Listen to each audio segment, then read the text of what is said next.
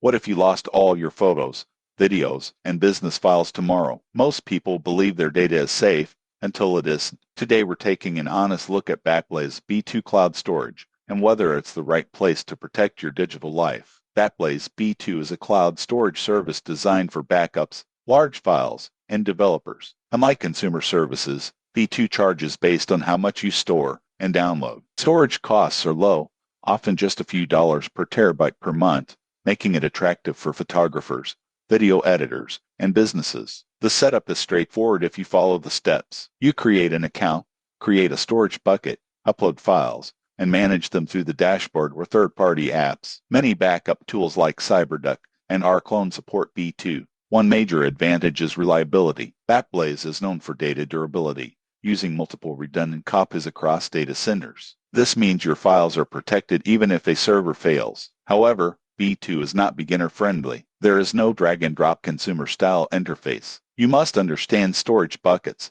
file access keys, and download fees. Most people get this wrong and assume it works like Google Drive. It doesn't.